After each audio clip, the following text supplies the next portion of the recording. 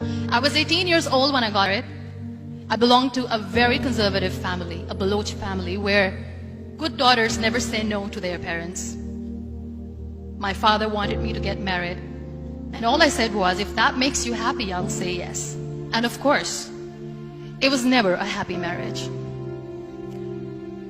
Just about after 2 years of getting married, about 9 years ago, I met a car accident. Somehow my husband fell asleep and the car fell in the ditch. He managed to jump out, saved himself. I'm happy for him. But I stayed inside the car and I sustained a lot of injuries. The list is a bit long. Don't get scared. I'm perfectly fine now. Radius ulna of my right arm were fractured. The wrist was fractured. Shoulder bone and collarbone were fractured. My whole rib cage got fractured.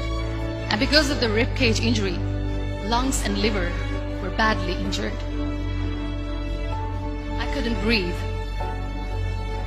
I lost urinary bowel control. That's why I have to wear the bag wherever I go.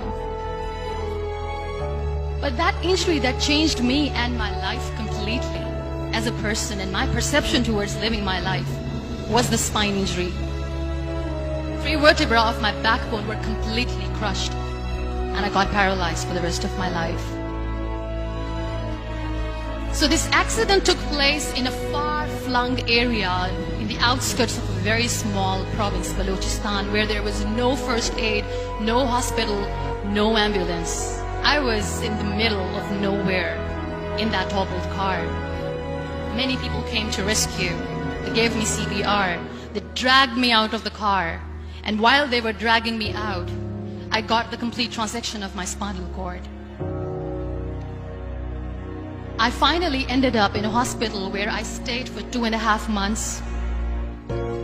I underwent multiple surgeries.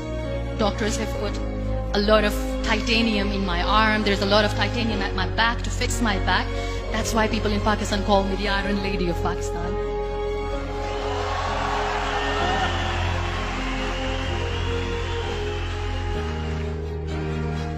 Those 2.5 months in the hospital were dreadful. I will not make up stories just to inspire you. I was at the verge of despair. One day, doctor came to me and he said, well, I heard that you wanted to be an artist, but you ended up being a housewife. I have a bad news for you. You won't be able to paint again because your wrist and your arm are so deformed, you won't be able to hold a pen again. And I stayed quiet. Next day, doctor came to me and said, your spine injury is so bad, you won't be able to walk again. I took a deep breath and I said, it's all right. The very next day, doctor came to me and said, because of your spine injury and the fixation that you have in your back, you won't be able to give birth to a child again. That day, I was devastated. I still remember, I asked my mother, why me? And that is where I started to question my existence. Why am I even alive? What's the point of living? I cannot walk, I cannot paint, fine, I cannot be a mother. And we have this thing in our heads, being women, that we are incomplete without having children. I am going to be an incomplete woman for the rest of my life. What's the point? So my mother said to me, this too shall pass.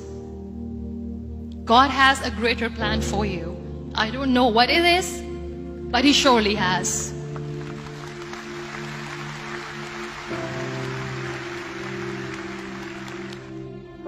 So what kept me going was, one day I asked my brothers, I know I have a deformed hand, but I'm tired of looking at these white walls in the hospital and wearing these white scrubs. I'm getting tired of this. I want to add more colors to my life. I want to do something. Bring me some colors. Bring me some small canvas. I want to paint. So the very first painting I made was on my deathbed, where I painted for the very first time. There were a lot of infections in my body, a lot of allergies. So doctors wanted me to lie down on the bed straight for not 6 months, for not 1 year, for 2 years. I was bedridden, confined in that one room, looking outside the window, listening to the birds chirping, and thinking maybe there will be a time when we'll be going out with the family and enjoying the nature. That was the time where I realized how lucky people are, but they don't realize. And you know how it all began? That day I decided that I'm going to fight my fears. We all have fears. Fear of unknown, fear of known, fear of losing people, fear of losing health, money. We want to excel in career, we want to become famous, we want to get money. We are scared all the time. So I wrote down one by one all those fears. And I decided that I'm going to overcome these fears one at a time. Do you know what was my biggest fear?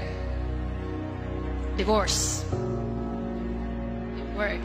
But the day I decided that this is nothing but my fear, I liberated myself by setting him free. And I made myself emotionally so strong that the day I got the news that he's getting married, I sent him a text that I'm so happy for you and I wish you all the best. And he knows that I pray for him today.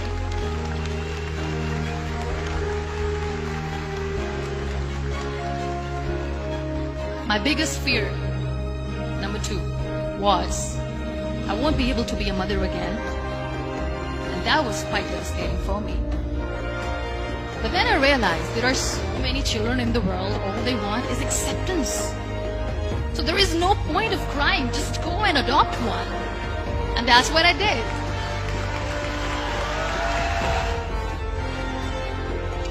So when you accept yourself the way you are, the world recognizes you.